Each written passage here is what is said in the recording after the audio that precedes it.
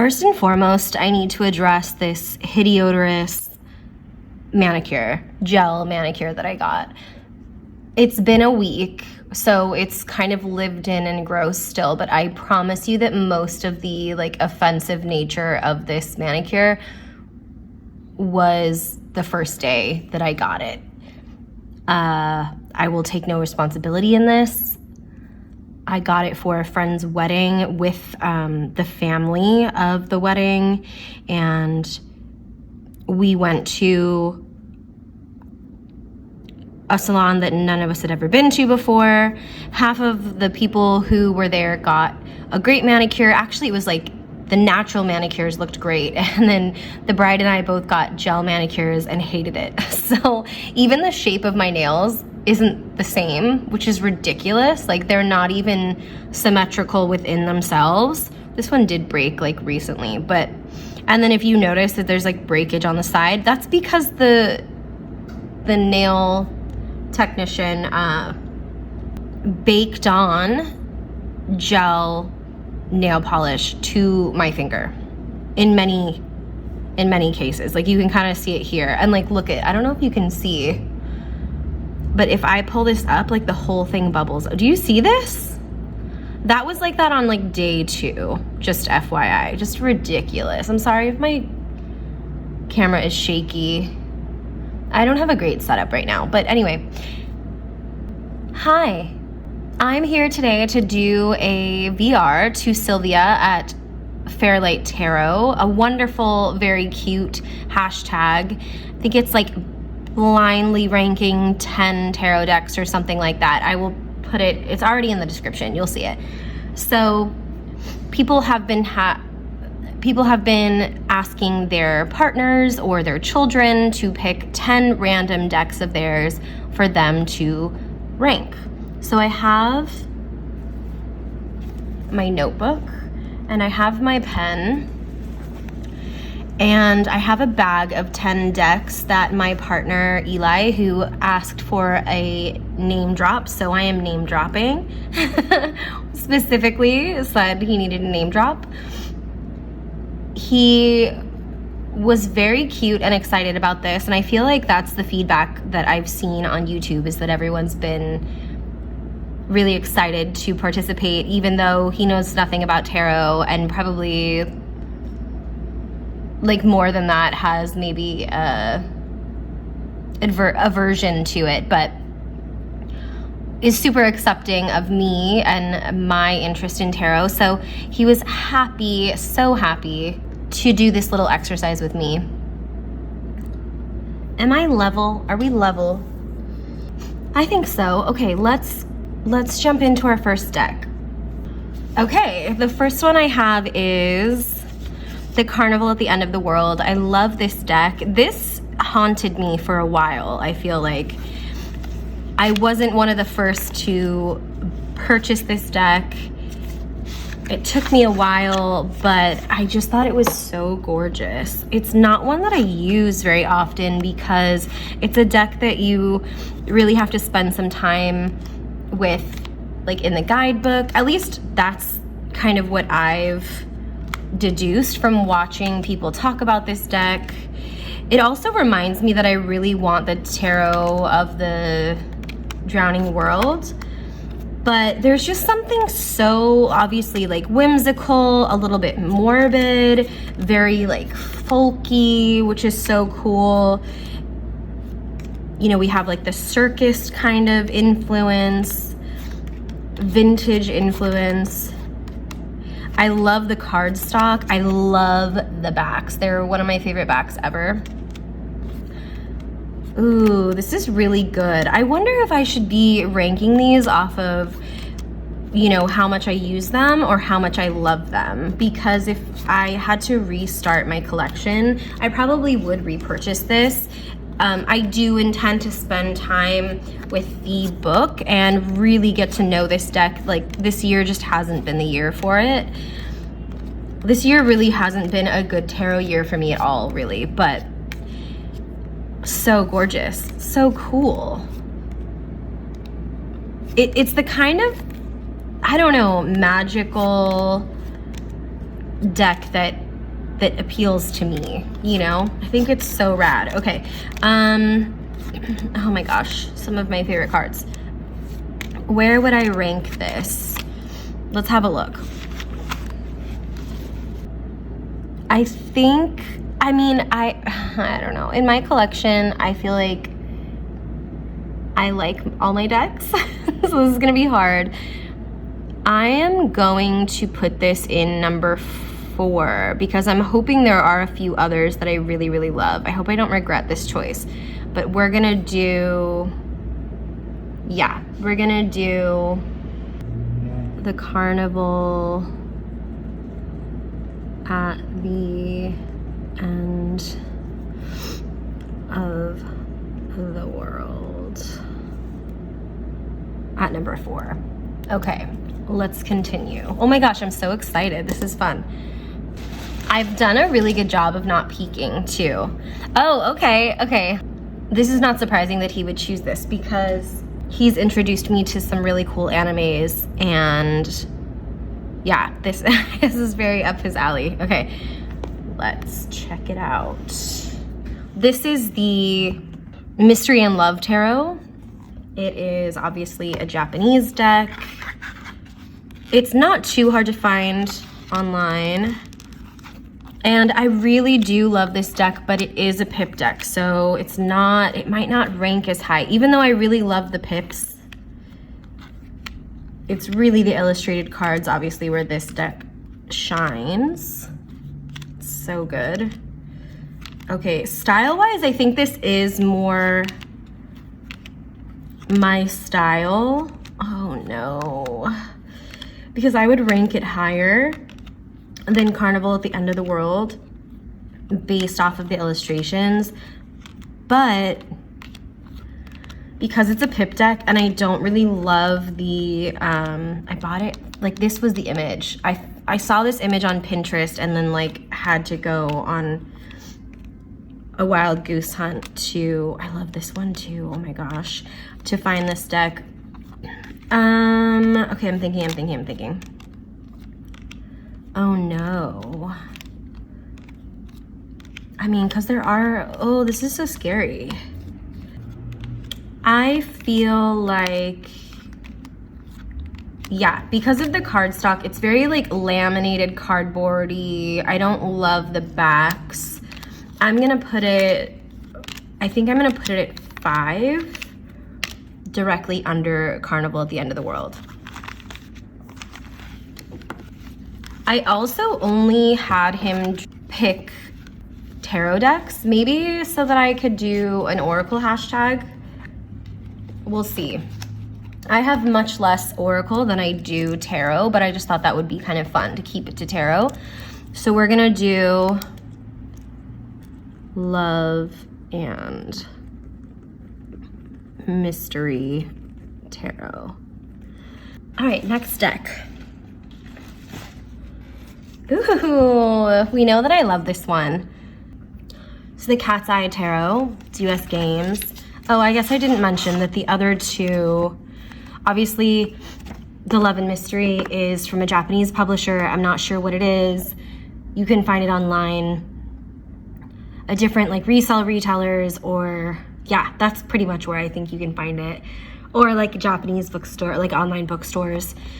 The Carnival at the End of the World is independent, and you can find that at some indie tarot sellers and also I think on their website. So the Cat's Eye is a favorite of mine. It's very storybook. This is, I think, my favorite card in the deck. This is such a beautiful deck. Wow, this is hard. Am I gonna say that for every deck? Wow, that's kind of obnoxious, but I like the mundane quality of this deck, the domestic quality of this deck. I love the art style. Some of the kitty faces are really gorgeous and some of them are kind of weird. And that just, I don't know, kind of adds to its charm. It kind of has an 80s feel to me. Dang, I really do love this deck. but it's such a, you know, it's a mass market. It's a regular schmegular deck, and I'm kind of, my thing is the really beautifully like produced indie decks with all the, you know, really unique and interesting art. And so putting this high up on the list makes me feel a little unsure. Like, I don't know if I should put this above Carnival at the End of the World, but I kind of want to.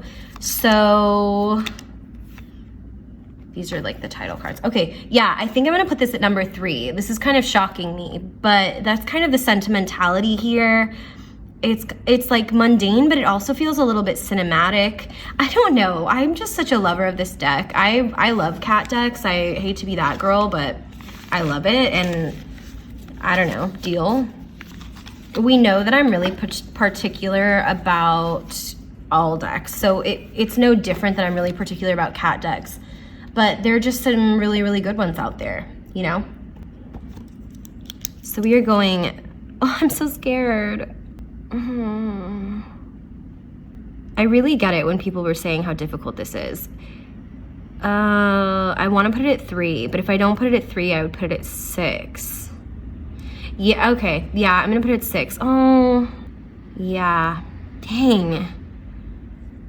I feel like I have to. Gosh, I'm gonna regret that. Well, we'll find out. Cat's Eye Tarot, 6. Oh, the Fedor Pavlov. This is a great one. This is the Kickstarter version, which is very, very similar to the mass market version.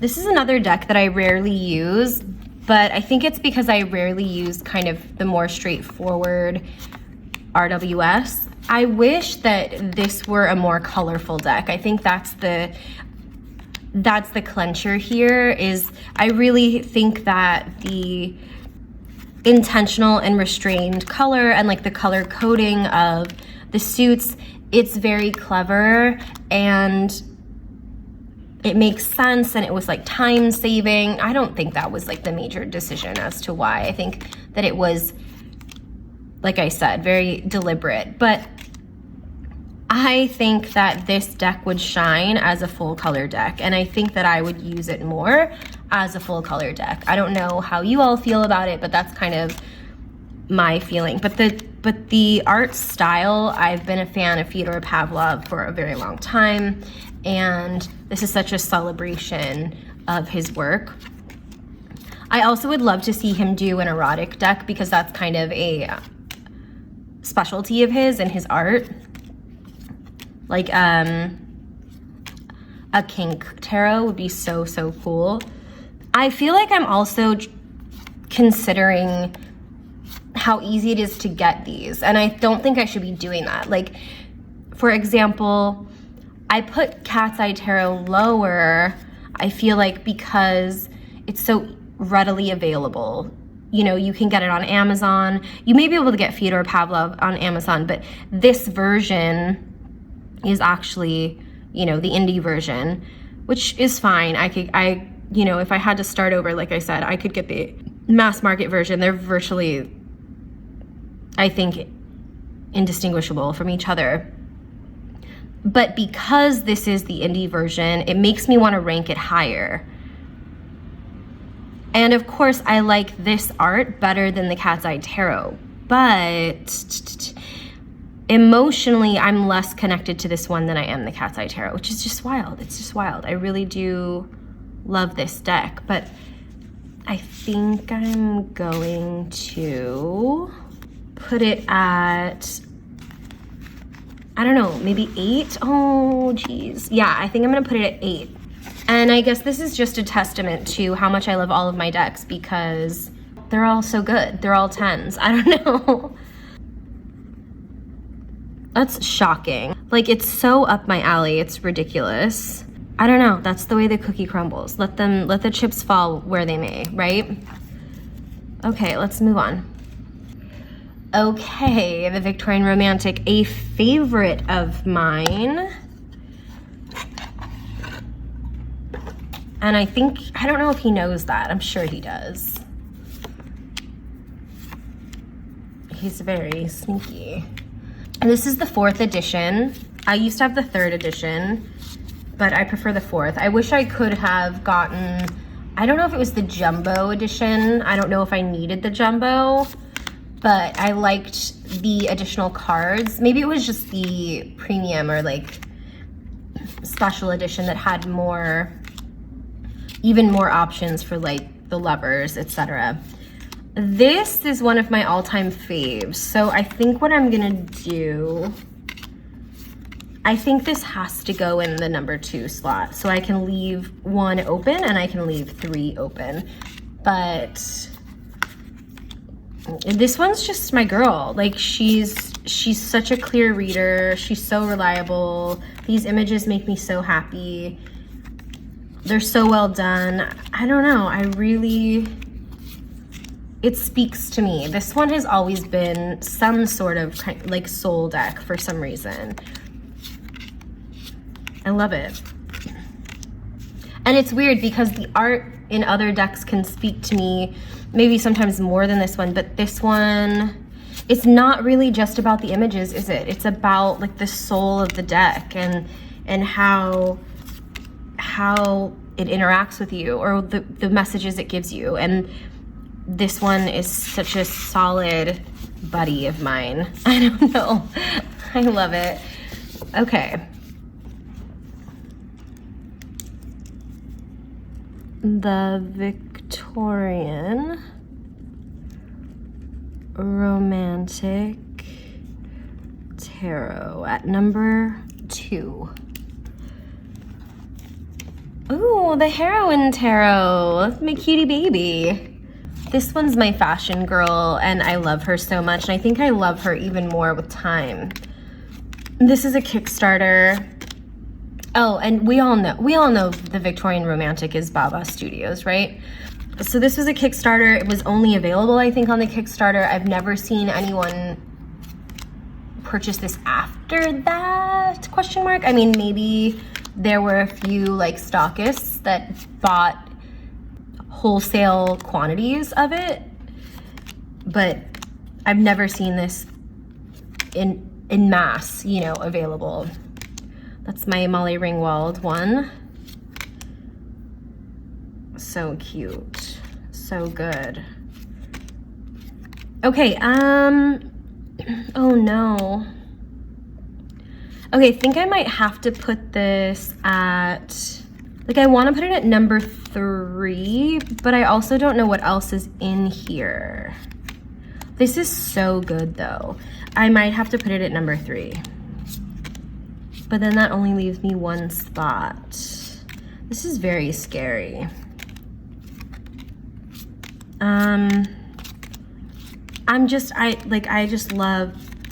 I love watercolor. I love all the ladies in this. Yeah,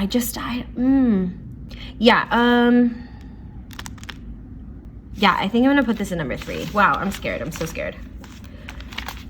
Did I say what this was? This is the Heroin Tarot. Did I show it? The Heroin Tarot. Wow, I'm doing a great job at this. Heroin Tarot.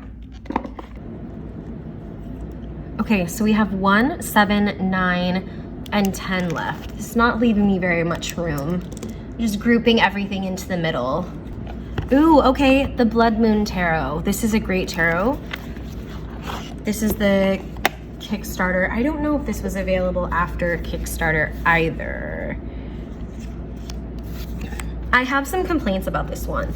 I love the art. I think it's really cool. I like some of the suits better than others, but it's small. I am a fan of the borders too. I just think the cards are small for the artwork. I don't have the big book. I have the PDF that I never use because like I don't usually have my computer open when I'm reading. And because this kind of has its own system, I mean, it's based on RWS, but the suits are different. And so it can get confusing, like when it comes to the meanings. And the cardstock isn't my fave. I do like the backs. I think I might put this at number 9 because I don't use it very often. I don't think I'd ever get rid of it. I would like the art book. I think that would help a lot, and then like help me appreciate this deck more. As an art piece, I appreciate it so much, but as a tarot, it's not super functional for me right now. And for that reason, I think I am gonna put this at number, honestly, I could even put this at number 10. Yeah, I think I might. This is gonna be 10. Whoa, very controversial choice, but I feel like you get it. I love this death card, and I love the Fool card too.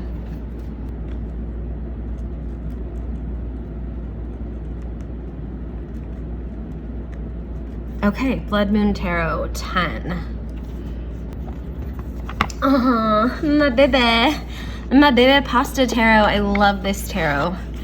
I have been singing the praises of this tarot deck since I received it from my Kickstarter, or from its Kickstarter campaign. It is now mass market, and I'm so happy that everyone who wants this can get it. It's the best. Oh my gosh, I love the colors, I love the art style. I've talked about this deck kind of, I don't know, in excess, I feel. This is such a classic for me. I think that I might have to put this at number 1. The color combinations, the nostalgic, another one that's like very mundane and about community and about family in a very specific like place, and for me like time and lifestyle, even though it's also like very queer, but I think it's in my head it's like queer New York 80s Italians. And I don't know, it's like absolutely one of my favorite all-time decks. And yeah, it's surprising to me too, because I love more of the fancy schmancy kind of decks, and this one is very approachable, you know, but it has this like humor and again a cinematic quality, and I think that that's a commonality in decks that I really love too, is they're very cinematic, because your girl loves a film, you know. She loves the drama. Yeah, that's the Pasta Tarot, and I think I'm gonna put that at number 1 because I can't risk any of the other decks being like not great and me putting this all the way down at 7 or 9. So that's what's gonna happen.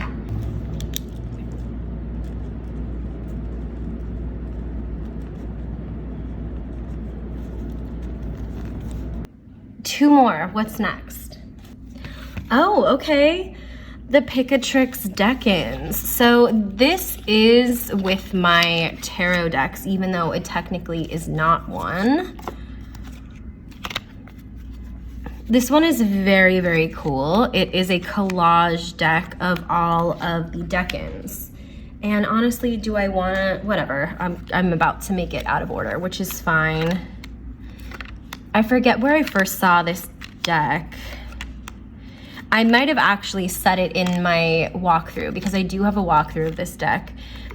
I think that this is so cool, and I was using it as we were passing through each Deccan, I think last year, but I have not used it since. I do think it's cool as like altar cards, or if you're using it as a significator. Is that what that is called? Yeah, a significator. Why does it just sound weird coming out of my mouth? In a reading, but other than that, I wouldn't use this a ton. This is something that it's just a little fun deck, and it also tells you in the little pamphlet what kind of person it is, which is so interesting. Or just like, yeah, as a talisman. Interesting. Okay, I don't know. I mean, I think this is kind of, see, this is what happens when the person who's pulling for you doesn't know what any of your decks are, because I think by default, this is gonna go to 9, which I feel like is accurate, because I would probably even put it above Blood Moon, just because I don't use Blood Moon. I just really need the book, and I just really wish that the tactile quality and the size of the cards were different. But okay, so the Picatrix Decans are gonna go to 9. Okay, so then we only have number 7. Let's see what our number 7 deck is. Okay, the Parrot Tarot. So I saw this on Meg's channel, Rose Honey Ritual, and I think this easily could be bumped to 10 because I wasn't sure what the heck I had just gotten myself into when I received it, because it's a little bit out there. I am a stickler for the way that things are illustrated, especially people, and the people in this deck are kind of wild. But I love the colors. I think that was the biggest thing that drew me in, and kind of the abstract quality of the images.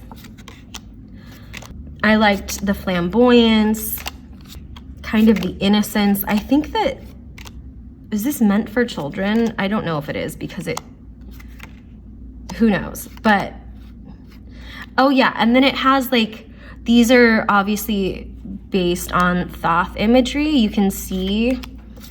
And I really, really love the Thoth minors. So yeah, this is just like a silly, weird deck that somehow appeals to me that you wouldn't think would, because I am a fan of kind of sophisticated illustration. But I don't know, there's just a quality about this that is sick, I think is really cool. So yeah, I guess the only place for it to go is number 7. And now that I'm talking about it, like maybe that's just a good spot.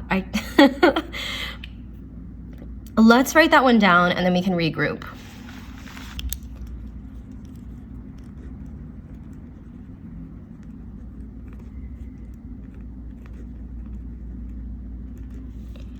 Here are my blind rankings for these 10 decks. This was interesting. I am going to write a new list below it and see how these would fare if I had seen them all before ranking them. Okay. So I really only shuffled 7, 8, and 9. Fedor Pavlov was 8, I put it at 7. Picatrix Decans was at 9, I put it at 8. And the Parrot Tarot was at 7, and I put it at 9. I think all I did was moved Parrot Tarot down and pushed the other 2 up. The only other ones that I'm having issues with, or that like I'm not sure exactly if I'm happy with my rankings, are really these 3, 5, 6, and 7. So the Love and Mystery Tarot is very much like my kind of illustration that appeals to me. I think it's really sophisticated and edgy and grown up and sensual and like actiony, you know, like it's very cool. It's very like 80s, and I love that. I don't know, because I don't use it as much because it's a pip deck. I mean, I do use pip decks, but that style specifically is kind of, the pips are really boring. They're very similar. I don't know if I like it better than the Cat's Eye Tarot. It's just so different. And then the Cat's Eye Tarot isn't indicative of, you know, my favorite decks for illustration, but it is indicative of my sentimentality and the things that like get me in like the feels, you know, like Love and Mystery Tarot would be like appeals to my sense of art and the grown-up side of me, and Cat's Eye Tarot appeals to the child in me. And then the Fedor Pavlov is just beautiful, artistic, like historical illustration type style, but like mixed with fairy tale style. I love that, and it kind of makes me sad that it's down at 7 underneath these 2, but I really don't reach for it. I probably would if I were doing more readings for other people. I don't really reach for it for myself, and I haven't really done very many readings for other people as of late. So I'm just gonna leave that as is, but honestly, if someone had to twist my arm, I wouldn't hate this ranking, which is very cool. I wanna thank Sylvia for doing this tag. I think it's super cool and fun, and I've really been enjoying watching everyone else's VRs to it. So I want to thank you for being here. Thanks for being curious. Thanks for being my friend. And my mom's coming. I gotta go.